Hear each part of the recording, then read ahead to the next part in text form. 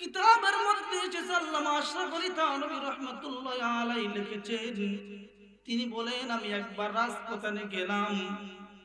রাজপুতান হিন্দুদের শাসন ছিল। হিন্দুরা পূজা করত বানরের। কিসের? বানরের। হিন্দুরা যেহেতু পূজা করত বানরের, দেবতা মানত বানরকে, তাই তাদের অঞ্চলে বানর মারা হারাম ছিল। বানর মারা তাদের আইনে নিষেধ ছিল। আল্লাহর বান্দা বলেন তারা হাজার হাজার বানর পালতো। বানর যেহেতু তাদের দেবতা, দেবতাকে মারা হারাম, তাদের আইন দেবতাকে কেউ যদি মেরে ফেলে তাহলে আইনের আওতায় নেওয়া হবে। যেমন আমাদের পার্শ্ববর্তী রাষ্ট্র, তাদের মা নাকি গরু। কি? গরু। তাই গরু মারা যাবে না, গরুর গোশত খাওয়া যাবে না। আমার মুসলমান ভাইয়েরা শান্তিভাবে গরু কুরবানি দিতে পারে না। আমাদের জানা আছে না? ঠিক তদ্রুপ তাদের দেবতা ছিল বানর, তাই বানর মারা হারাম ছিল। আল্লাহর বান্দা কিতাবের মধ্যে লেখেন হাজার হাজার বানর তারা পালতো। বানরগুলো আসতো, এসে যদি একটু দরজা খোলা পেতো বাসার মধ্যে প্রবেশ করতো, যা পেত মুখে করে নিয়ে দৌড় দিত। বলে বানরগুলো বাসা থেকে সুযোগ পেলি যা পেত নিয়ে দৌড় দিত, তাদের মন্দিরের কিনারায় যে বসতো আর আমাদেরকে দেখিয়ে দেখিয়ে সেইগুলো ভাঙতো, চিরতো, নষ্ট করতো। আমরা বারবার বিরক্ত হতাম।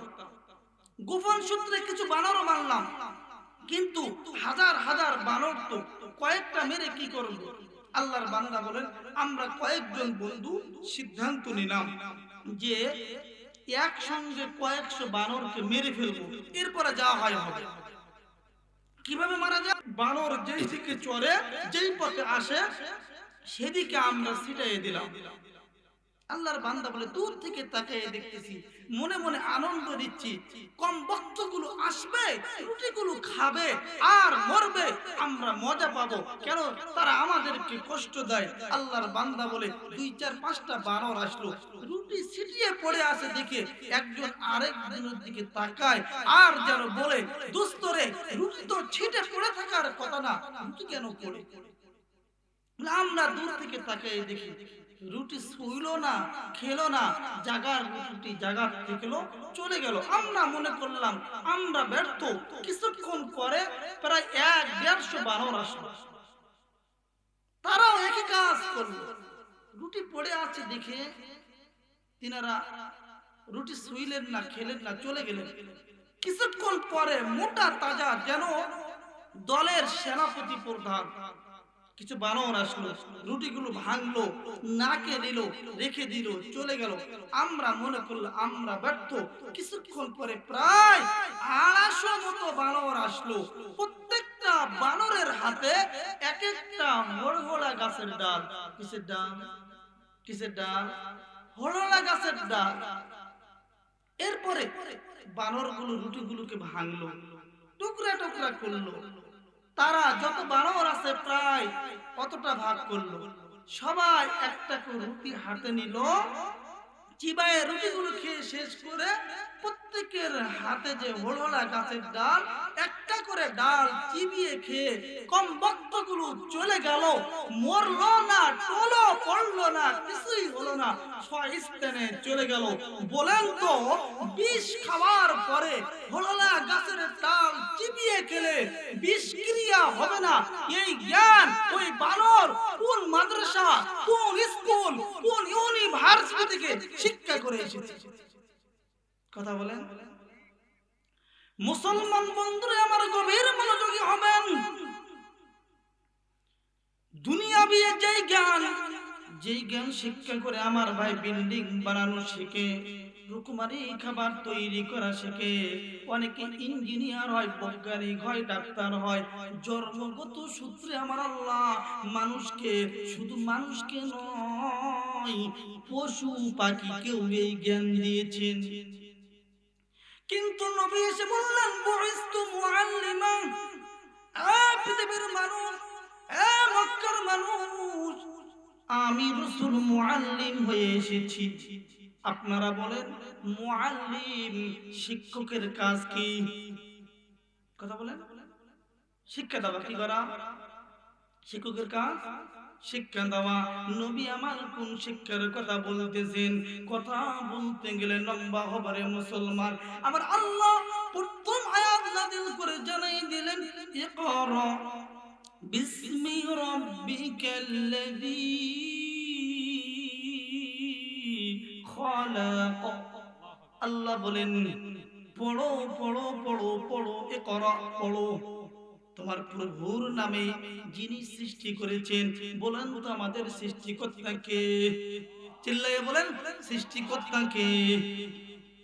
আল্লাহ বলেন বান্দা পড়ো। অনেক কথা এখানে সারসংক্ষেপ হলো। মুফাসসিরিনে কেরাম ব্যাখ্যা করেন বান্দা ওই পড়া পড়ো যেই পড়া পড়লে সর্বপ্রথম তোমার রবকে চিনবা, মালিককে চিনবা, আল্লাহকে চিনবা। আল্লাহর পয়গম্বর মক্কাবাসীকে জানাই দিল, মক্কার মানুষ ডাইনে যাবে কি বামে যাবে, সামনে যাবে কি পিছনে যাবে, কোনটা সঠিক কোনটা বেঠিক খুঁজে পাও না। পৃথিবীর জগতে তোমাদের কোনো সম্মান নাই, কোনো মান নাই, কোনো ইজ্জত নাই। অন্য দেশের গোলামি তোমাদেরকে করতে হয়। অন্য দেশের মানুষগুলো তোমাদেরকে ভেড়ার রাখাল বলে ডাকে, ছাগলের রাখাল বলে ডাকে, আস্ত ঘর বলে ডাকে, বোকা বলে ডাকে, গাদা বলে ডাকে, অপমান করে, তিরস্কার করে।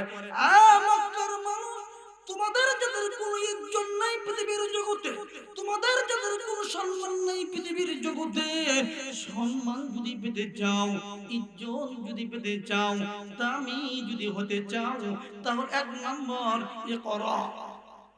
ইকরা বিসমি রাব্বিকাল্লাযী খালাক। ওই পড়া পড়ো যেই পড়া পড়লে তোমার রবের পরিচয় পাবা। কিসের পরিচয়? কিসের পরিচয়? রবের পরিচয়। এক নম্বর।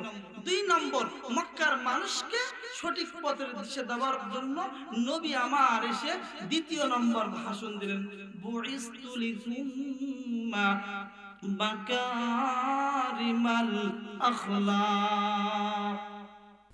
পরের দিন কেউ কাঁদবে না, যাদের জন্য করলাম কামাই, মরলে তারা চিনবে না। সময় থাকতে করো গো আমল, ঈমান করো খাঁটি,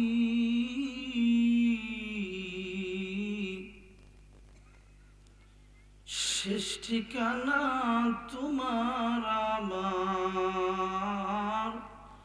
3.5 হাত মাটি। কথা বলেন ঠিক না বেটি? আজকে মরলে কালকে 2 দিন, পরের দিন কেউ কাঁদবে না,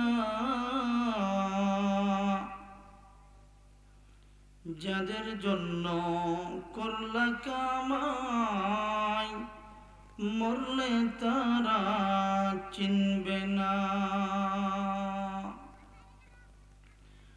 থাকতে সময় করো আমল, ঈমান করো খাঁটি,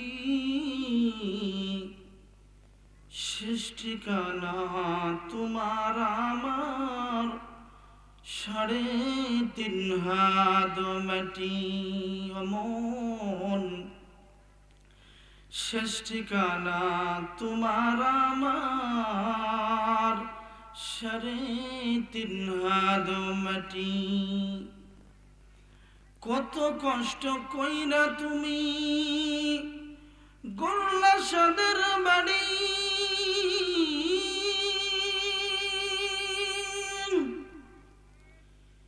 সেই বাড়িতে ঠাই হবে না, যাইতে হবে ছাড়ি।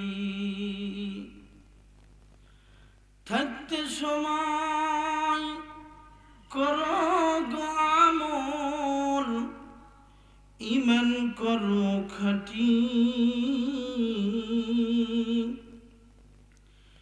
শেষ ঠিকানা তোমার আমার, 3.5 হাত মাটি অমন, শেষ ঠিকানা তোমার আমার, 3.5 হাত মাটি।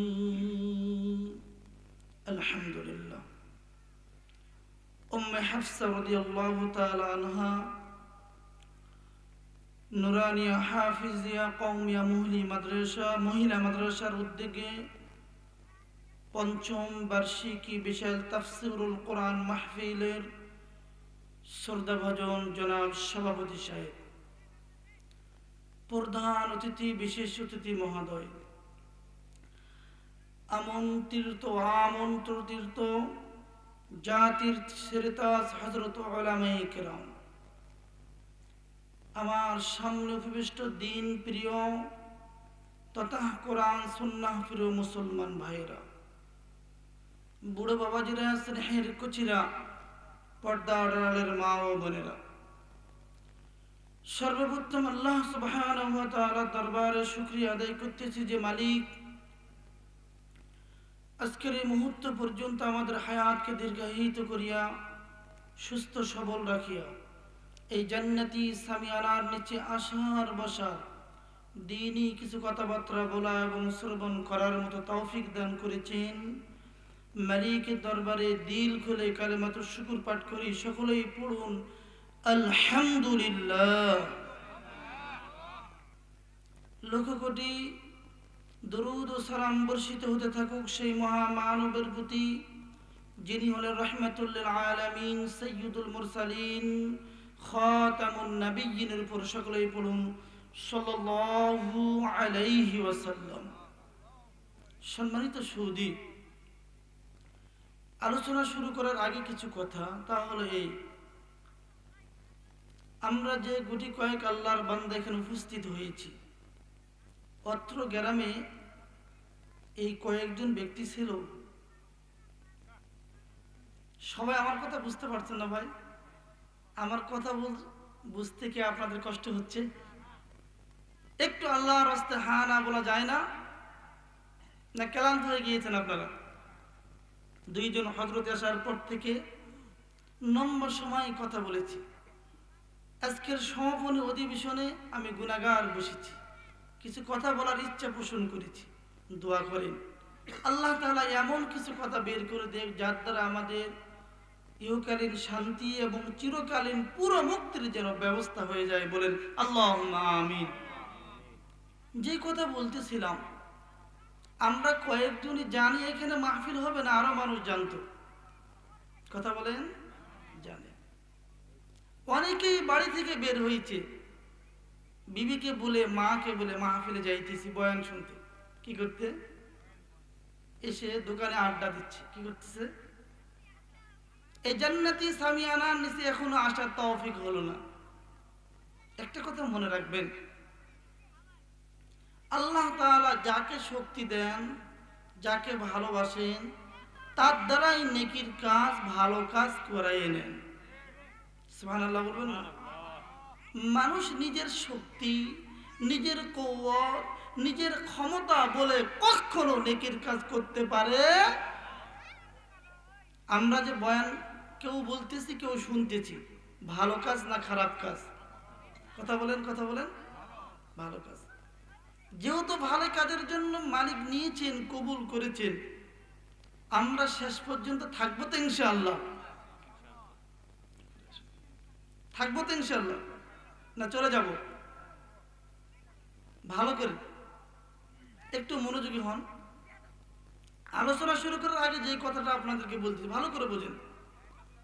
যাদের প্রকৃত অর্থে নিয়ত আছে, বিশেষ কারণ ছাড়া আমি যাব না, এখানে থাকবো, তারাই শুধু কথা বলবো, থাকবেন ইনশাআল্লাহ শেষ পর্যন্ত।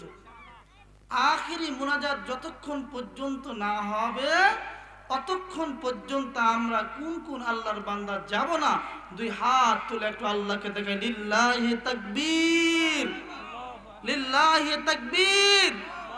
আল্লাহ সবার হাত কবুল করুক, বলে আল্লাহুম্মা আমিন। সত্যি থাকবেন আপনারা? আপনারা যদি সত্যিকার অর্থে থাকেন আখেরি মুনাজাত পর্যন্ত, তাহলে আমি আপনাদেরকে একটা সুসংবাদ শোনাতে চাই, শুনবেন ইনশাআল্লাহ? আমার আল্লাহ বলেন, ওয়াল্লাযীনা হুম লিয়ামানাতিহিম ওয়া আহদিহিম রাউন।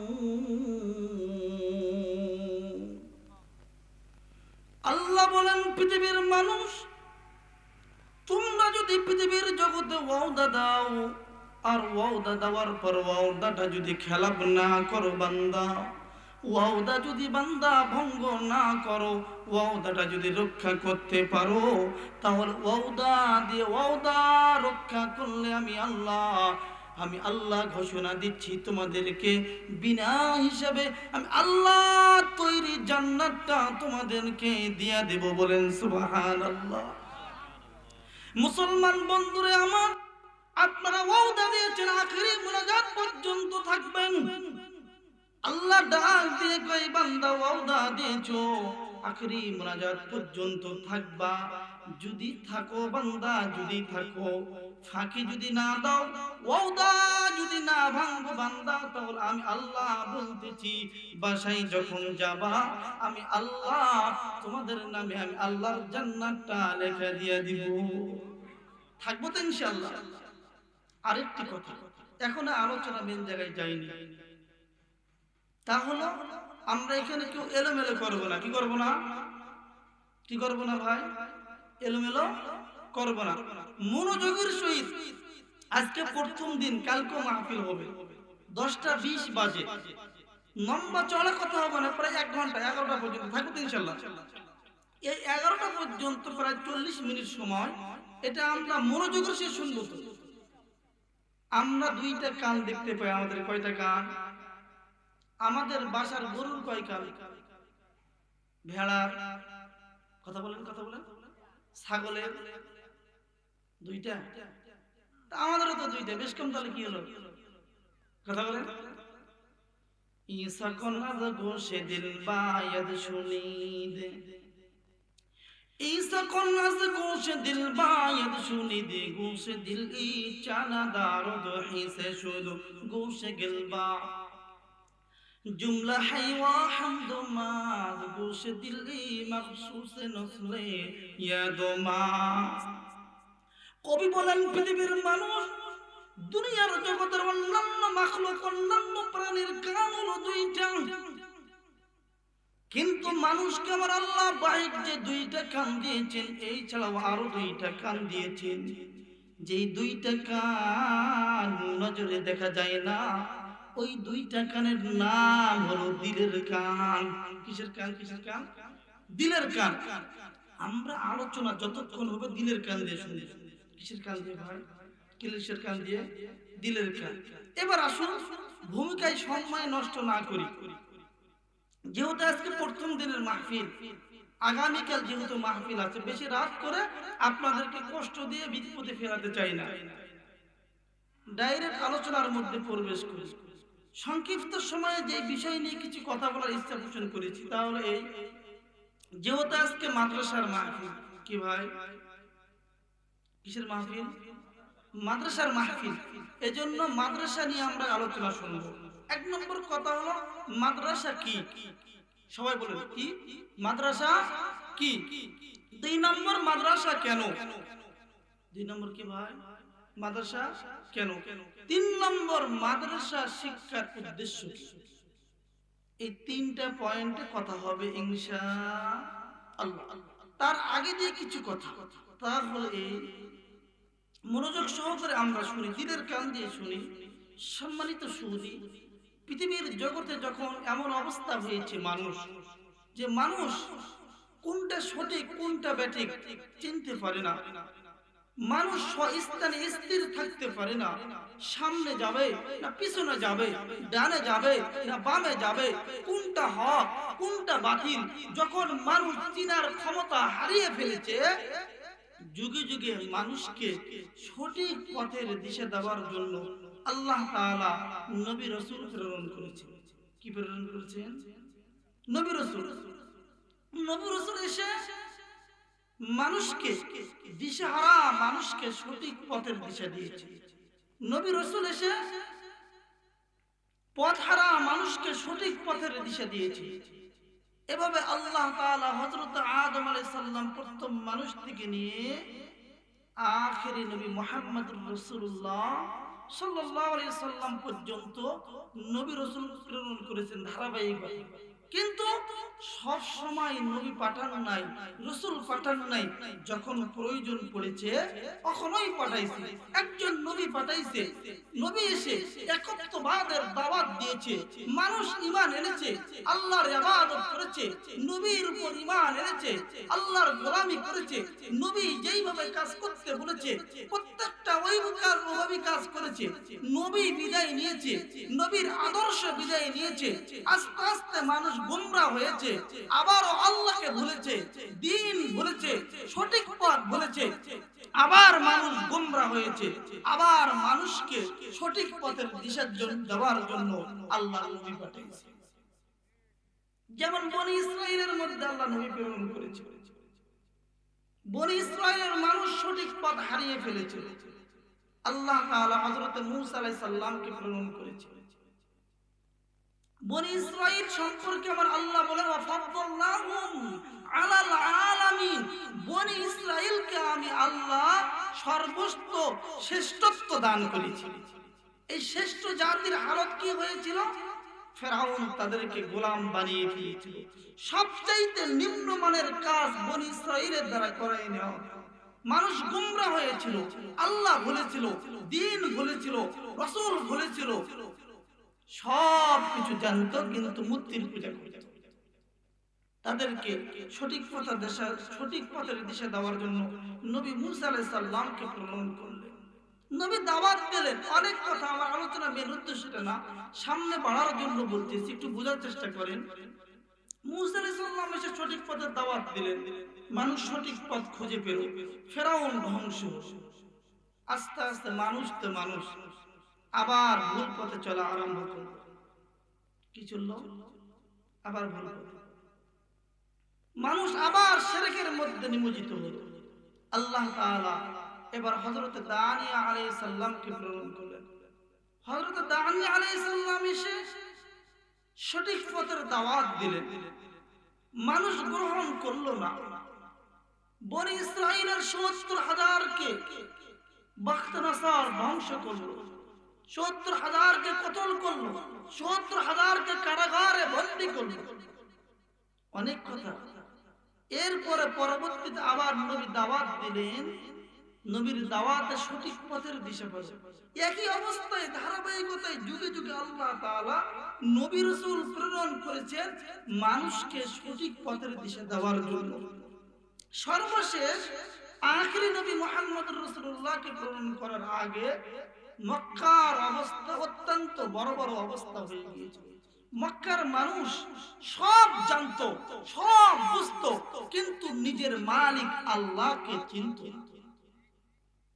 আল্লাহর ঘর বাইতুল্লাহ শরীফের মধ্যে ৩৬০টা মূর্তি নিজে রেখেছে।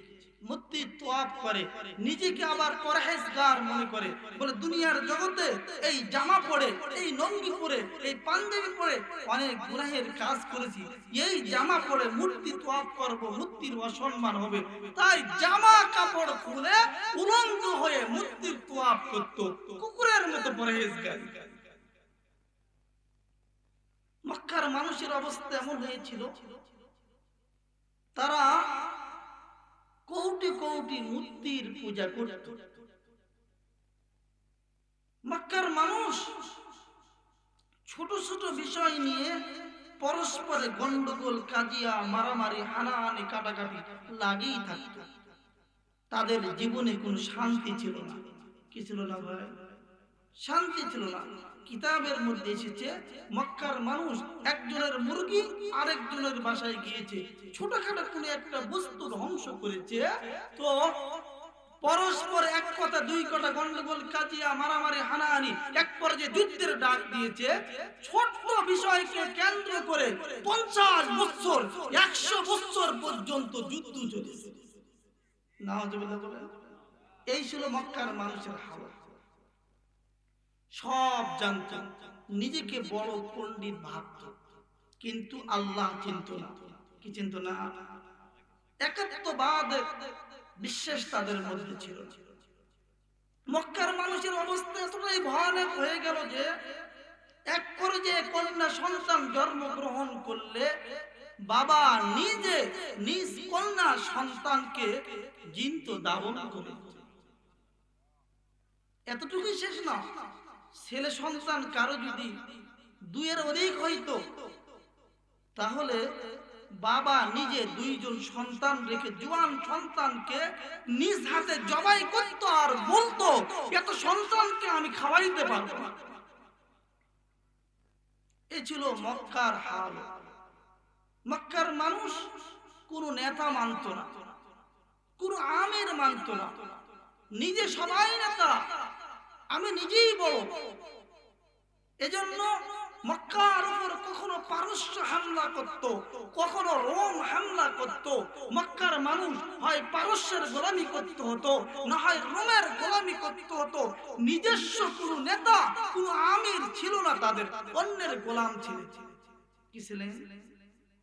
তাদের রাতে কিংবা দিনে শান্তির কোনো ব্যবস্থা ছিল না। মক্কার অবস্থা অত্যন্ত যখন করুণ, মক্কার মানুষগুলো সামনে যাবে না পিছনে যাবে, ডানে যাবে না বামে যাবে, না নিজ স্থানে থাকবে, কোন পথের যখন দিশা পাইতেছিল না, ওই পথ হারা মানুষকে সঠিক পথের দিশা দেওয়ার জন্য আমার আল্লাহ আখিরি নবী মুহাম্মদুর রাসূলুল্লাহকে মক্কার জমিনে প্রেরণ করলেন। নবী এসে পথহারা মানুষকে সঠিক পথের দিশা দেওয়ার জন্য, জাহেলগুলোকে, ওই মক্কার মূর্খগুলোকে শিক্ষিত বানার জন্য নবী এসে একটা বক্তব্য দিলেন। নবী বললেন, বুইস্তু মুআল্লিমা, আমি রাসূল তোমাদের কাছে শিক্ষক রূপে প্রেরিত হয়েছি। কি রূপে? কি রূপে ভাই? সবাই কথা বলি, শিক্ষক রূপে। আল্লাহর পয়গম্বর এসে বক্তব্য দিলেন, এক নম্বর, মক্কার জাহেল আর মূর্খরা, এই পথহারা মানুষেরা, যারা সঠিক পথের দিশা পাও না, যাদের জীবনে কোনো শান্তি নাই, যারা অন্য দেশের গোলামি করো, আমি রাসূল এসেছি শিক্ষক রূপে। আমি নবী যে শিক্ষা দিব, ওই শিক্ষায় যদি তোমরা শিক্ষিত হও তাহলে তোমরা সঠিক পথ খুঁজে পাবা, অশান্তি দূর হবে, শান্তি প্রতিষ্ঠিত হবে, অন্যের গোলামির জিনজির থেকে ছুটে এসে তোমরা নিজে স্বয়ং সম্পূর্ণ হতে পাবা। সত্য হলো আমি নবী দুইটা মিশন নিয়ে এসেছি। এক নম্বর মিশন হলো বুইস্তু মুআল্লিমা, আমি রাসূল শিক্ষক রূপে এসেছি। আমি নবী যেই শিক্ষার কথা বলি, ওই শিক্ষাটা যারাই গ্রহণ করবে তারাই সঠিক পথ পেয়ে যাবে। বলেন সুবহানাল্লাহ। নবী এসে এক নম্বর বক্তব্য দিলেন, বুইস্তু মুআল্লিমা, আমি শিক্ষক রূপে এসেছি। নবী এসে কোন শিক্ষা দিলেন? কথা বললে তো অনেক হবে, রাত তো অনেক হয়ে যাচ্ছে, সংক্ষেপে বলি। এক নম্বর নবী শিক্ষার কথা বললেন। আমাদের দেশে তো অনেক শিক্ষা আছে। কি আছে? স্কুলের শিক্ষা আছে না, ইউনিভার্সিটির শিক্ষা, কওমি মাদ্রাসার শিক্ষা, আলিয়া মাদ্রাসার শিক্ষা, শিক্ষার ধারা তো অনেক আছে, অনেক লাইন আছে, অনেক পথ আছে। কিন্তু কোন শিক্ষার কথা নবী বলেন? সাধারণত শিক্ষা দুই প্রকার, মনোযোগী হন। একটা শিক্ষায় মানুষ শিক্ষিত হয়ে ঘর বানানো শিখে, একটা শিক্ষায় শিক্ষিত হয়ে মানুষ সুন্দর বিল্ডিং বানানো শিখে, একটা শিক্ষায় শিক্ষিত হয়ে মানুষ রকমারি খাবার তৈরি করা শিখে।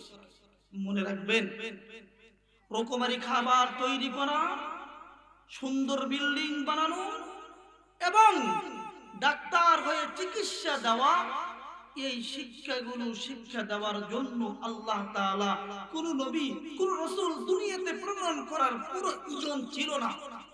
জন্মগতভাবে প্রত্যেকটা প্রত্যেকটা মানুষকে জন্মগত সূত্রে আল্লাহ এতটুকু কুওয়াত দিয়েছেন, সে কিভাবে খাবে, তার খাবারের ব্যবস্থা কিভাবে করবে, তার বাসস্থান কিভাবে তৈরি করবে, আল্লাহ তাআলা প্রত্যেকটা প্রাণীকেও দিয়েছে, শুধু মানুষকে না। আকাশে পাখি ওড়ে, পাখির বাসা কে বানায়? কথা বলেন, কথা বলেন। নিজে। ওই পাখি কোন মাদ্রাসায় পড়েছে, কোন স্কুলে, কোন ইউনিভার্সিটিতে? তাহলে পাখি জন্মগত ভাবে শিক্ষা পেয়েছে বাসা বানানো। মৌমাছি অনেক সুন্দর করে বাসা তৈরি করে, কোন ইউনিভার্সিটিতে পড়িয়েছে? কোন কওমি মাদ্রাসা, কোন আলিয়া মাদ্রাসা?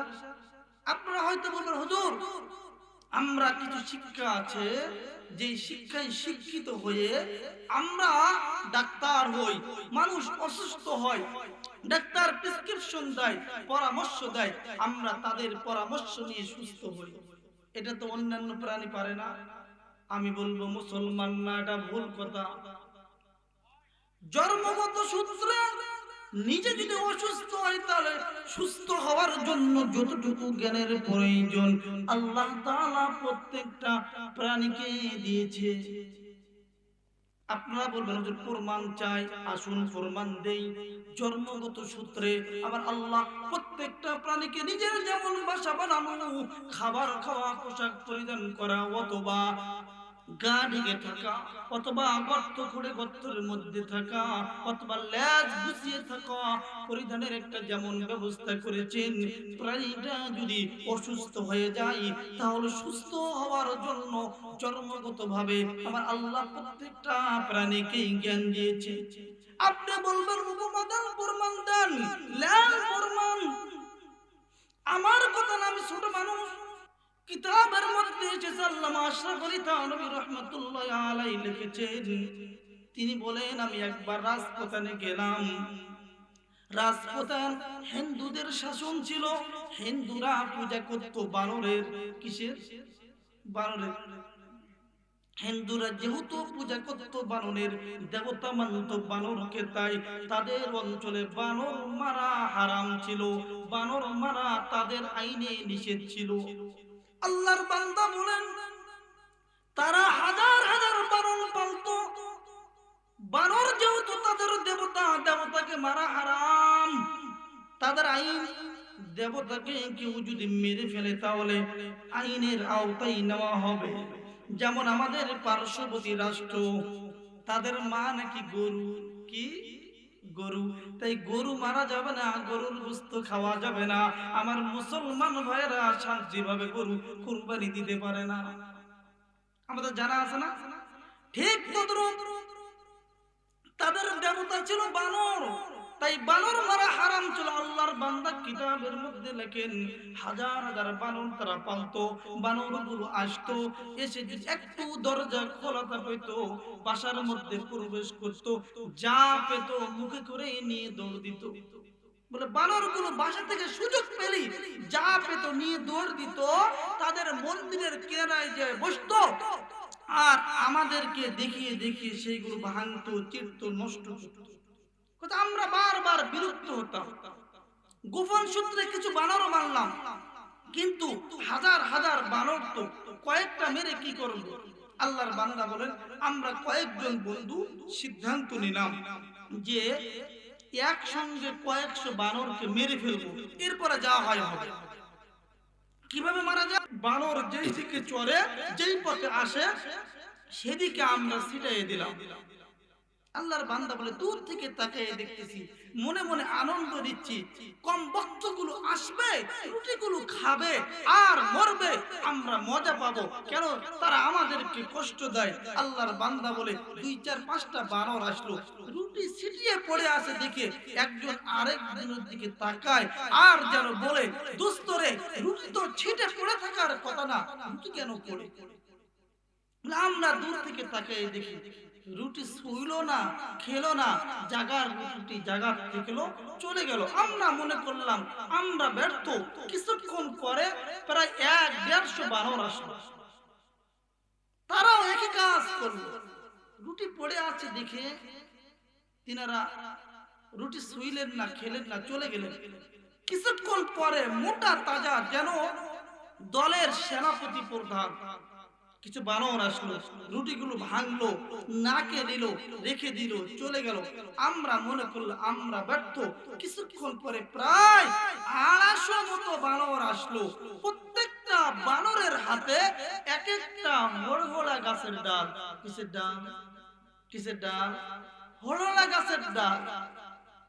এরপরে বানরগুলো রুটিগুলোকে ভাঙলো, টুকরা টুকরা করলো। তারা যত বানর আছে প্রায় কতটা ভাগ করলো, সবাই একটা করে রুটি হাতে নিল, চিবায়ে রুটিগুলো খেয়ে শেষ করে প্রত্যেকের হাতে যে হলহলা গাছের ডাল, একটা করে ডাল চিবিয়ে খেয়ে কম বক্তগুলো চলে গেল। মরলো না, টলো পড়লো না, কিছুই হলো না, স্বস্থানে চলে গেল। বলেন তো, বিষ খাওয়ার পরে হলহলা গাছের ডাল চিবিয়ে খেলে বিষক্রিয়া হবে না? এই জ্ঞান ওই বানর কোন মাদ্রাসা, কোন স্কুল, কোন ইউনিভার্সিটি থেকে শিক্ষা করে এসেছে? কথা বলেন। মুসলমান বন্ধুরা আমার গভীর মনোযোগী হবেন। দুনিয়াবি যেই জ্ঞান শিক্ষা করে আমার ভাই বিল্ডিং বানানো শিখে, রকমারি খাবার তৈরি করা শিখে, অনেকে ইঞ্জিনিয়ার হয়, বৈজ্ঞানিক হয়, ডাক্তার হয়। জন্মগত সূত্রে আমার আল্লাহ মানুষকে, শুধু মানুষকে নয়, পশু পাখিকেও এই জ্ঞান দিয়েছেন। কিন্তু নবী এসে বললেন, বুইস্তু মুআল্লিমা, পৃথিবীর মানুষ, মক্কার মানুষ, আমি রাসূল মুআল্লিম হয়ে এসেছি। আপনারা বলেন, মুআল্লিম শিক্ষকের কাজ কি? কথা বলেন। শিক্ষা দেওয়া কি করা? শিক্ষকের কাজ শিক্ষা দেওয়া। নবী আমার কোন শিক্ষার কথা বলতেছেন? কথা বলতে গেলে লম্বা হবে মুসলমান। আমার আল্লাহ প্রথম আয়াত নাযিল করে জানাই দিলেন, ইকরা বিসমি রাব্বিকাল্লাযী খালাক। আল্লাহ বলেন, পড়ো পড়ো পড়ো পড়ো, ইকরা পড়ো, তোমার প্রভুর নামে যিনি সৃষ্টি করেছেন। বলেন তো আমাদের সৃষ্টিকর্তা কে? চিল্লাইয়ে বলেন, সৃষ্টিকর্তা কে? আল্লাহ বলেন, বান্দা পড়ো। অনেক কথা এখানে সারসংক্ষেপ হলো। মুফাসসিরিন কেরাম ব্যাখ্যা করেন, বান্দা ওই পড়া পড়ো যেই পড়া পড়লে সর্বপ্রথম তোমার রবকে চিনবা, মালিককে চিনবা, আল্লাহকে চিনবা। আল্লাহর পয়গম্বর মক্কাবাসীকে জানাই দিল, মক্কার মানুষ ডাইনে যাবে কি বামে যাবে, সামনে যাবে কি পিছনে যাবে, কোনটা সঠিক কোনটা বেঠিক খুঁজে পাও না। পৃথিবীর জগতে তোমাদের কোনো সম্মান নাই, কোনো মান নাই, কোনো ইজ্জত নাই। অন্য দেশের গোলামি তোমাদেরকে করতে হয়। অন্য দেশের মানুষগুলো তোমাদেরকে ভেড়ার রাখাল বলে ডাকে, ছাগলের রাখাল বলে ডাকে, আস্ত ঘর বলে ডাকে, বোকা বলে ডাকে, গাদা বলে ডাকে, অপমান করে, তিরস্কার করে। মক্কার মানুষ, তোমাদের যাদের কোনো ইজ্জত নাই পৃথিবীর জগতে, তোমাদের যাদের কোনো সম্মান নাই পৃথিবীর জগতে, সম্মান যদি পেতে চাও, ইজ্জত যদি পেতে চাও, দামি যদি হতে চাও, তাহলে এক নম্বর ইকরা, ইকরা বিসমি রাব্বিকাল্লাযী খালাক। ওই পড়া পড়ো যেই পড়া পড়লে তোমার রবের পরিচয় পাবা। কিসের পরিচয়? কিসের পরিচয়? রবের পরিচয়, এক নম্বর। দুই নম্বর, মক্কার মানুষকে সঠিক পথের দিশা দেওয়ার জন্য নবী আমার এসে দ্বিতীয় নম্বর ভাষণ দিলেন, বুইস্তু লিতুম্মা মাকারিমাল আখলাক। নবী এসে ভাষণ দিলেন, পৃথিবীর মানুষ তোমাদের আখলাক খারাপ, চরিত্র খারাপ, পথে ঘাটে যে কোনো স্থানে সুন্দর মহিলা পেলে তোমরা কিন্তু নিজেকে ঠিক দেখতে পারো না, তোমাদের আখলাক খারাপ, তোমাদের চরিত্র খারাপ।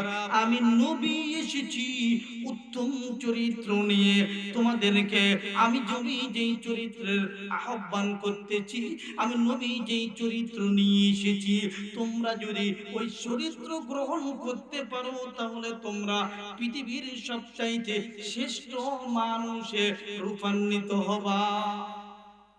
নবী আমার পৃথিবীতে এসে সাহাবায়ে কেরামকে দ্বীনে জ্ঞান শিক্ষা দিলেন, আর তাদের আখলাকের পিছনে মেহনত করলেন, তাদের চরিত্র ভালো বানানোর জন্য মেহনত করলেন। দুই কাজ করলেন, এক নম্বর দ্বীনি জ্ঞান শিক্ষা দিলেন। জ্ঞান শিক্ষা করলে বান্দা রবকে চিনবে, ইমানদার হবে, আমলওয়ালা হবে, পরকাল জীবন কিভাবে সুখময় হবে তার জ্ঞান পাবে। দুই নম্বর মানুষের কথা কেমন হবে, তার ব্যবহার কেমন হবে, তার চরিত্র কেমন হবে, তার আখলাক কেমন হবে। নবী আমার আখলাকের কথা যখন বললেন, নবী যখন উত্তম চরিত্র শিক্ষা দিলেন, ওই সময় মক্কার মানুষ যাদের চরিত্র ছিল অত্যন্ত খারাপ, 10 টাকা 50 টাকা 100 টাকার বিনিময়ে যেই মানুষগুলো বছরের পর বছর জিহাদ করত, যুদ্ধ করত, যখন নবীর আদর্শেই আদর্শবান মানুষগুলো হলো, এবার এক রাত্রে কোটি কোটি টাকার সম্পদ আল্লাহর রাস্তায় তারাই ব্যয় করার জন্য তৈয়ার হয়ে গেল। বলেন আল্লাহু আকবার। কিতাবের মধ্যে এসেছে ঘটনা, হযরত জাবের বিন আব্দুল্লাহ রাদিয়াল্লাহু তাআলা আনহু অত্যন্ত ধনী ছিলেন। কি ছিলেন? ধনী ছিলেন। মুসলমান হওয়ার আগে তিনি খ্রিস্টান ছিলেন, মুসলিম হলেন, মুসলমান হওয়ার পরে ঘরে প্রবেশ করেছেন, স্ত্রীও মুসলমান হয়েছেন, স্বামী বেচারা মুসলমান। আল্লাহর বান্দা একদিন বাসায় প্রবেশ করেছে, চেহারাটা মলিন।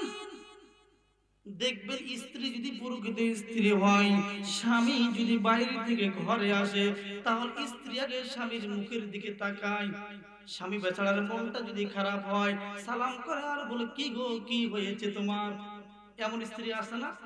আর কিছু বখাটা আছে, স্বামী যদি মাঠে থেকে কাজ করে আসে, বলে, সগীরার মা, বড় শরীরটা ক্লান্ত রে, এক গ্লাস পানি দাও, ঠান্ডা পানি পান করি। ধরে না ঢপ, যাও মগ পানি আছে ঢেলে খাও। এমন বখাটা আছে না? কিছু নারী আছে এমন, সারা জীবন স্বামী বেচারা নারীর জন্য অনেক কিছু করলো, 19-20 হলে বলে, হায় হায় হায়, তোমার জীবনে এসে আমি শান্তি পাই। এমন নারী আছে না? আছে না? আছে না সমাজে? আপনাদের গ্রামে নেই? মা বোনেরা আছে, কিছু কথা বলা দরকার, ছাইড়ে দিতে মা বোনেরা আছে। মায়েরা আমার মনোযোগী হন, মেন আলোচনায় যায়নি, সময় দিব তো ইনশাআল্লাহ, উঠবেন না তো? কথা শুনে মা বোন যেহেতু আছে, ফাঁক দিয়ে যেহেতু অপশন এসে কথা বলে নেই। আল্লাহর হাবিব সাল্লাল্লাহু আলাইহি সাল্লাম মেরাজ থেকে আসলেন, আসার পরে বললেন, সাহাবায়ে কেরাম, মা বোনেরা মনোযোগী হন। আল্লাহর হাবিব সাল্লাল্লাহু আলাইহি সাল্লাম বললেন, সাহাবায়ে কেরাম, আমি দেখলাম অধিকাংশ মহিলারা জাহান্নামী। নাউজুবিল্লাহ বলেন। সাহাবায়ে কেরাম প্রশ্ন করলেন, ইয়া রাসূলুল্লাহ, কেন অধিকাংশ মহিলারা জাহান্নামী? নবী আমার ডাক দিয়ে বললেন, একটা কারণ, তা হলো এই, মহিলারা স্বামীর সঙ্গে কুফরি করেছে। কার সঙ্গে? স্বামীর সঙ্গে। সাহাবায়ে কেরাম প্রশ্ন করলেন, ইয়া রাসূলুল্লাহ, স্বামীর সঙ্গে আবার কিভাবে কুফরি হয়? আল্লাহর পয়গম্বর বলেন, কিছু কিছু মহিলার অভ্যাস হলো এমন, স্বামী বেচারা তার জীবনের শুরু থেকে নিয়ে বিয়ের পর থেকে নিয়ে শেষ বয়স পর্যন্ত স্ত্রীকে খুশি করার জন্য মাঠে কাজ করলো, অফিসে কাজ করলো, চাকরি করলো, খেত খামার করলো, মাথার ঘাম পায়ে ফেললো স্ত্রীর মুখে হাসি ফোটানোর জন্য, সন্তানের মুখে হাসি ফোটানোর জন্য। কিন্তু আল্লাহর এই বান্দাটা যদি জীবনের শেষ পর্যায়ে যদি ব্যর্থ হয়ে যায়, দুর্বল হয়ে যায়, অপারগ হয়ে যায়, কোনো কারণে যদি স্ত্রীর যদি আকাঙ্ক্ষা পূর্ণ করতে না পারে, হাজত যদি পূর্ণ করতে না পারে, তাহলে দেখবেন কিছু মহিলা মুখের পরে বলি ফেলবে, এ তোমার হাতে এসে আমি জীবনে শান্তি পেলাম না। আল্লাহর পয়গম্বর বলেন, এমন বদঅভ্যাস মহিলা যারা, তারা হলো জাহান্নামী। তারা কি? এজন্য মা বোনের আমার, খবরদার খবরদার খবরদার, স্বামীদের সঙ্গে বেয়াদবি করবেন না। যেই ঘরে স্বামী স্ত্রীর মিল আছে, ওই ঘরটা হলো একটা জান্নাতের টুকরা। আর যেই ঘরে স্বামী স্ত্রীর মিল নাই, মহব্বত নাই, ওটা হলো দুনিয়াতে বেঁচে থাকতে জাহান্নামের আলামত।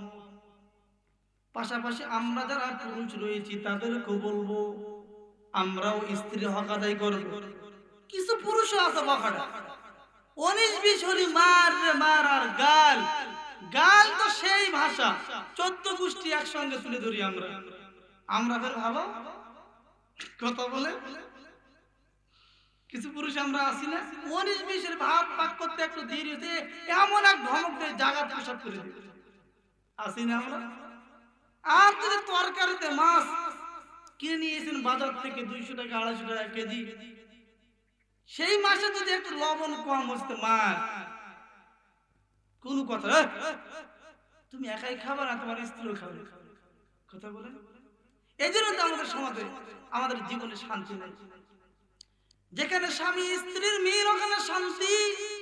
এই জন্য স্ত্রীর হক আমরা আদায় করবো, স্ত্রী আমাদের হক আদায় করবে। মাঝে মধ্যে স্ত্রীকে হাদিয়া দিব, দিব তো, মাঝে মধ্যে স্ত্রীর কাজে আমরা সহযোগিতা করব। আমি স্বামী স্ত্রীর কাজে সহযোগিতা করবো, কত বড় স্বামী তুমি। হাদিসে পাক এসেছে, একদিন মা আয়েশা রাদিয়াল্লাহু তাআলা আনহা একদিন রুটি বানাইতেছেন, আল্লাহর হাবিব এসেছেন, নিজে রুটি বানানো শুরু করেছিলেন। আয়েশা রাদিয়াল্লাহু তাআলা আনহা বলে, নবীজি আপনাকে রুটি বানানো লাগবে না, আমি বানাই। আল্লাহর পয়গম্বর বলে, আয়েশা রে, বড় কষ্ট করে খাবার পাক করে খাওয়াও, রান্না করো, তোমার কষ্ট হয়, আমি নবী একটু সহযোগিতা করি। আমরা তা করি? খাবার পাক করলে, জামা কাপড় ধুয়েলে, ফের গরু বাছুর গুলো দেখেলে, সংসারের সব কাজ মনে হয় একটা চাকর নিয়ে এসেছি, এমন কাজ করে শান্তি আসবে কই থেকে? এজন্য স্ত্রীর কাজে আমরা মাঝে মধ্যে কি করব, কি করব? সহযোগিতা করব। যে কথা বলতেছেন আখলাক, মনে আছে আপনাদের? আল্লাহর নবী বললেন, বুইসতু লিসুম্মা মাকারিমাল আখলাক, আমি নবী উত্তম চরিত্র শিক্ষা দিব। যেই চরিত্রবান হলে তোমরা সঠিক পথের দিশে পাবা, তোমরা শান্তি পাবা। হযরত জাবের বিন আব্দুল্লাহ রাদিয়াল্লাহু তাআলা আনহু বাইরে থেকে ঘরে এসেছেন, চেহারাটা মলিন। স্ত্রী স্বামীর চেহারার দিকে তাকিয়ে বুঝতে পেরেছেন স্বামীর কোন একটা কিছু ঘটেছে। স্ত্রী স্বামীকে ডাক দিয়ে বলে, কি গো, কি হয়েছে তোমার? চেহারাটা কেন খারাপ, মন কেন খারাপ, চেহারা কেন মলিন? আল্লাহর বান্দা নবীর সাহাবী ডাক দিয়ে বলে, স্ত্রী রে, আমি বড় ধনী, দুনিয়ার জগতে আল্লাহ আমাকে অনেক সম্পত্তি দিয়েছেন। ও স্ত্রী, আমার ঘরের মধ্যে অনেক স্বর্ণ অলংকার, অনেক টাকা পয়সা জমা নেই। স্ত্রী, এত টাকা, এত স্বর্ণ, এত রূপা যে ঘরে জমা, আজকে যদি আমার মৃত্যু হয়ে যায়, বলো রে স্ত্রী, বলো আল্লাহর কাছে কি জবাব দিব? এইগুলো তো সঠিক পথে ব্যবহার করতে পারলাম না। এই ধন সম্পত্তি, এই টাকা, এই স্বর্ণ, এই রূপা এত জমা, এই জন্য মনটা বড় খারাপ, মনটা বড় খারাপ, মনটা বড় খারাপ। স্ত্রী ডাক দিয়ে বলে, স্বামী আমার মন কেন খারাপ? পথ খুঁজে পাইতেছেন না। যত তোমার স্বর্ণ আছে, যত রূপা আছে, যত সম্পদ আছে, চলার মতো রেখে দাও, বাদ বাকি আমার আল্লাহর হাতে দিয়ে দাও। সুবহানাল্লাহ বলেন। কিতাবের মধ্যে এসেছে আল্লাহর বান্দা সেই দিন একজন কর্মচারীকে রেখেছেন আর বলেছেন নিয়ে যাও নিয়ে যাও নিয়ে যাও আমার জমাকৃত স্বর্ণগুলো নিয়ে যাও, রূপাগুলো নিয়ে যাও, পয়সাগুলো নিয়ে যাও, টাকাগুলো নিয়ে যাও, মদিনার গলিতে গলিতে দান করে দাও। কিতাবের মধ্যে এসেছে সন্ধ্যা থেকে ভোর পর্যন্ত 6 লক্ষ টাকার সম্পদ মদিনার গলিতে গলিতে আল্লাহর বান্দা দান করে দিয়েছে।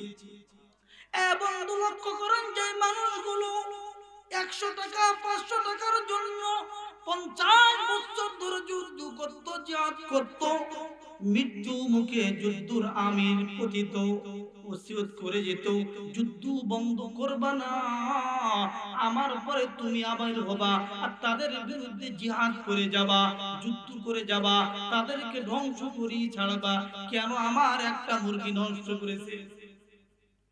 তাদের যে আমার মত অভ্যাস ছিল, আখলাক ছিল, ওই খারাপ মানুষগুলো ভালো হলো কিভাবে? যারা আবার এক রাতে 6 লক্ষ টাকা আল্লাহর রাস্তায় দান করে তারা ভালো হয়েছে। 2 শিক্ষা পেয়ে, 1 নম্বর হলো নবী এসে ওই শিক্ষা দিয়েছেন, যেই শিক্ষায় সর্বপ্রথম নিজের মালিক চেনা যায়, ওই শিক্ষা দিয়েছেন যেই শিক্ষা শিখলে নিজের আখলাক ভালো হয়, চরিত্র ভালো হয়। এবার আসল মেন পয়েন্টে যাই। ওই শিক্ষা, যে শিক্ষা গ্রহণ করলে আল্লাহ চেনা যায়, ঈমান চেনা যায়, ধর্ম চেনা যায়, মুমিন হওয়া যায়, মুরতাদের খাতার থেকে নামটা কেটে মুমিন হওয়া যায়। বলেন তো বলেন তো বলেন তো ওই শিক্ষাটা কোন স্কুলে দেওয়া হয়? কথা বলেন কথা বলেন, কোথায় দেওয়া হয়? আখলাক, মানুষের সঙ্গে কথা কিভাবে বলতে হবে, নিজের চরিত্র কেমন হবে, পোশাক কেমন হবে, বলেন তো কোন স্কুলে দেওয়া হয়? কথা বলেন। ইউনিভার্সিটিতে। কথা বলেন। তাই বলে স্কুলের বিরোধিতা আমি করিনি, স্কুল আমার দরকার। কথা বলেন কথা বলেন কথা বলেন। ইউনিভার্সিটি আমার দরকার, ডাক্তার আমার দরকার, মাস্টার আমার দরকার, বৈজ্ঞানিক আমার মুসলমানের দরকার। কথা বলেন। স্কুল থাকবে, কলেজ থাকবে, ইউনিভার্সিটি থাকবে, কিন্তু একটা কথা প্রাধান্য দিতে হবে, ওই শিক্ষা কেন্দ্রকে, যেখানে যেই শিক্ষা যেই কেন্দ্র দেয় প্রথমে রবকে চিনাই, আল্লাহকে চিনাই, মালিককে চিনাই, যেই প্রতিষ্ঠান আখলাক শিখায়, চরিত্র শিখায়। কথা বলেন ঠিক না? এবার আসুন, রবকে শিখা 1 নম্বরে মালিকের পরিচয় শিক্ষা দেয় যেই প্রতিষ্ঠান নিজের সুন্দর আখলাক চরিত্র তৈরি করতে হবে। এবং কিভাবে আখলাক ভালো হবে, চরিত্র ভালো হবে, যেই প্রতিষ্ঠানে শিক্ষা দেয় ওই প্রতিষ্ঠানের নাম হলো মাদ্রাসা। মাদ্রাসা মাদ্রাসা। আপনি মানেন আর না মানেন, চ্যালেঞ্জ পৃথিবীবাসীর উপর। এবার আসুন, আমি আলোচনা করতে চাইছিলাম মাদ্রাসা কি, মাদ্রাসা কেন, মাদ্রাসা শিক্ষার উদ্দেশ্য কি, এই 3টে কথা বলে আলোচনা ইতি টানবো ইনশাআল্লাহ। থাকবেন তো আপনারা, চলে যাবেন? কথা বলেন। ঘুম আসতেছে আপনাদেরকে, জিকির করেন তো লা ইলাহা। চাচা ঘুমাইতেছেন বাবজান, একটু লা ইলাহা ইল্লাল্লাহ। করব মিন তুমহারা দিল খবরদার, করব মিন তুমহারা দিল খবরদার, কিয়ামত में तुम होगा गिरफ्तार, हमारी नियामत तू दिखाया दौरे दुनिया, हुकुम किसका बजाया, ला इलाहा इल्लल्लाह,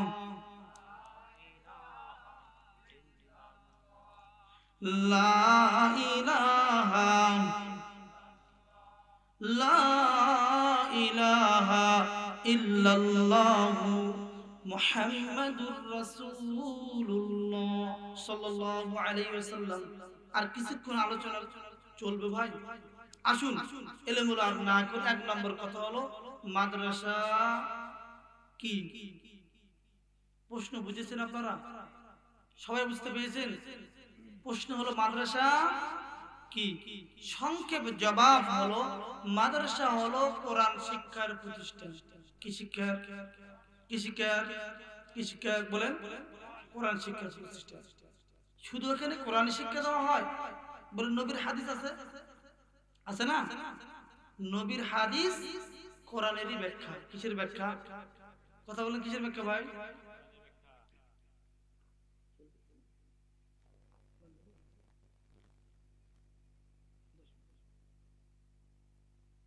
ভাই রাত যেহেতু অনেক হয়েছে, হুজুর বলেছে আলোচনা ইতি টানতে আর 10টা মিনিট। এক নম্বর, মাদ্রাসা কি? কোরআন শিক্ষার প্রতিষ্ঠান। এখানে আরো কথা বলতাম, যেহেতু সময় শেষ আর বললাম না, সামনে বাড়ি। 2 নম্বর প্রশ্ন হলো মাদ্রাসা কেন? প্রশ্ন বুঝেছেন আপনারা? মাদ্রাসা কেন? এর সংক্ষেপ জবাব হলো মানুষকে মানুষ বানানোর জন্য। কি ভাই? মানুষকে মানুষ বানানোর জন্য। আপনারা বলুন আমরা গরু? বলতে পারো আমরা কি গরু? না, মানুষ। কিন্তু লক্ষ্য রাখতে হবে একটি কথা, পৃথিবীর জগতে আপনি আমি যেমন মানুষ, ইহুদিও মানুষ, মানুষ কিনা? খ্রিস্টান, কথা বলেন, কথা বলেন, খ্রিস্টান, বৌদ্ধ, ধাঙ্গল, সাঁতাল, আরো যত দল আছে তারা মানুষ কিনা? কিন্তু প্রত্যেকটা মানুষের দাম আল্লাহর কাছে একরকম, একরকম। 2 নম্বর প্রশ্ন ছিল মাদ্রাসা কেন? জবাব হলো মানুষ, তুমি মানুষকে মানুষ বানানোর জন্য, মানুষকে মানুষ বানানোর জন্য। এ বন্ধু, একটা হলো গুণগত মানুষ, একটা হলো জন্মগত মানুষ। পৃথিবীর জগতের প্রত্যেকটা ধাঙ্গর, প্রত্যেকটা সাঁতাল, প্রত্যেকটা বৌদ্ধ, প্রত্যেকটা খ্রিস্টান ও মানুষ, আমরা মুসলমান হলাম প্রথমে জন্মগত মানুষ। কি? এই জন্মগত মানুষের দাম আমার আল্লাহর কাছে এক কিঞ্চিত পরিমাণও নেই। জন্মগত মানুষ কোটি কোটি কোটি কোটি পৃথিবীর জগতে থাকবে, কিন্তু আমার আল্লাহ যদি গুণগত মানুষ পৃথিবীর জগতে একজন না থাকে, পৃথিবী রাখবেন না, আসমান থাকবে না, জমিন থাকবে না, সব কিছু ধ্বংস হয়ে যাবে। কেবলমাত্র পৃথিবীর জায়গা থাকবে, জমিন জমিনের জায়গা থাকবে, আসমান আসমানের জায়গা থাকবে, সব কিছু ঠিক থাকবে ততক্ষণ পর্যন্ত যতক্ষণ পর্যন্ত গুণগত মানুষ থাকবে। কি থাকবে? আর এই গুণগত মানুষই হলো প্রকৃত মানুষ। গুণগত মানুষ হলো প্রকৃত মানুষ। সময় যেহেতু শেষ, অনেক কথা বলে ইচ্ছে ছিল, বলবো না। তাহলে মাদ্রাসা কেন? ও মানুষ, মানুষকে মানুষ বানানোর জন্য। 3 নম্বর প্রশ্ন, আলোচনা যেহেতু সময় শেষ, 3 নম্বর প্রশ্ন হলো মাদ্রাসা শিক্ষার উদ্দেশ্য কি? মাদ্রাসা শিক্ষার, স্কুলে শিক্ষার একটা উদ্দেশ্য আছে, ইউনিভার্সিটি শিক্ষার একটা উদ্দেশ্য আছে। এক একজন এক একটা উদ্দেশ্য নিয়ে শিক্ষা গ্রহণ করে। কেউ বলে আমি বৈজ্ঞানিক হব, কেউ উদ্দেশ্য নেয় আমি ইঞ্জিনিয়ার হব, কার উদ্দেশ্য থাকে আমি ডাক্তার হব, ডাক্তার হয়ে জাতির খেদমত করব। উদ্দেশ্য থাকে কিনা?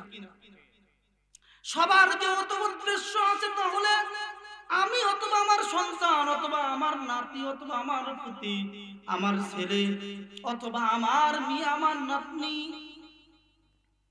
এরা মাদ্রাসায় শিক্ষা করে করবে কি? উদ্দেশ্য কি? আল্লাহ বলেন ওয়ালিইনদিরু কওমাহুম ইযা রাজাউ ইলাইহিম লাআল্লাহুম ইয়াহযারুন।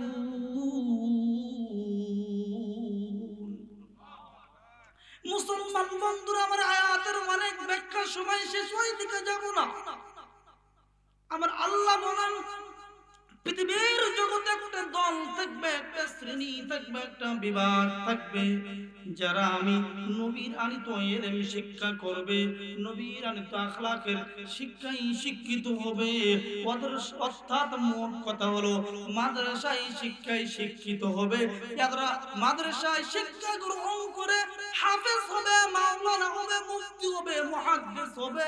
ডাক্তারি করার জন্য নয়, বিল্ডিং বানানোর জন্য নয়, এরা আলেম হয়ে, হাফেজ হয়ে, মুফতি হয়ে জাতিকে জাহান্নামের পথে বাধা দিবে আর জান্নাতের পথ দেখাবে।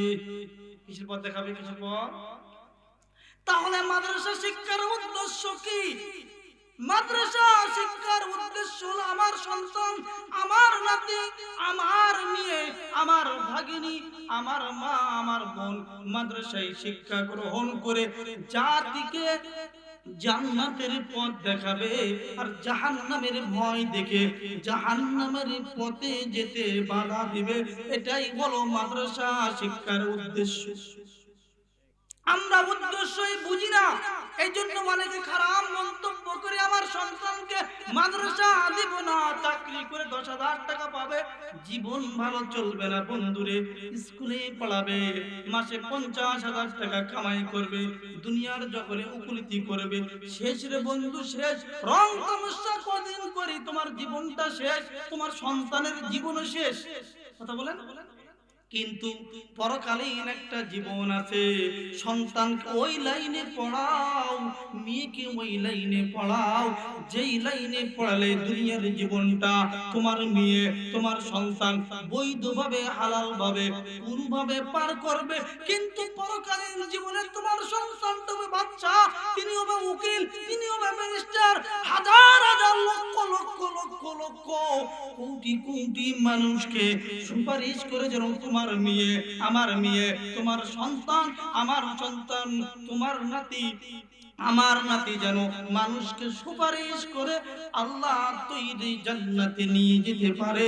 আমরা ওই লাইনে, ওই পথে, ওই প্রতিষ্ঠানে অর্থাৎ মাদ্রাসায় আমাদের সন্তান, আমাদের মেয়ে, আমাদের ছেলেকে দিব তো ইনশাআল্লাহ, দিব তো ইনশাআল্লাহ। অবশ্যই আমরা আমাদের ছেলে, আমাদের মেয়েকে মাদ্রাসা আগে আলেম বানাবো, হাফেজ বানাবো, অথবা কমপক্ষে ফরজ জ্ঞানটা শিখাবো মাদ্রাসায় দিয়ে। এরপরে মাস্টার বানান, বৈজ্ঞানিক বানান, ইঞ্জিনিয়ার বানান। তোমার সন্তান ইমানদার থাকবে, নাস্তিক হবে না, মুরতাদ হবে না। আল্লাহ তাআলা বুঝার তৌফিক দান করুন, আমিন। সম্মানিত সুধী, রাত অনেক হয়েছে, 11টা পার হয়ে গিয়েছে। আগামী কালকেও যেহেতু মাহফিল আছে, আলোচনা আর দীর্ঘ না করে সংক্ষিপ্ত আকারে যা বলা হলো, আমল যোগ্য যদি কোনো কথা থেকে থাকে আমরা আমল করব ইনশাআল্লাহ। আর যদি কোনো ভুল ত্রুটি কথা বলতে গিয়ে মুখ দিয়ে বের হয়ে যায়, কেউ মনে ব্যথা পেয়ে থাকে, তাহলে ক্ষমা সুন্দর দৃষ্টিতে দেখবেন ইনশাআল্লাহ। এখনই দোয়া হবে, আমরা সবাই সূরাতুল ফাতিহা একবার পাঠ করি।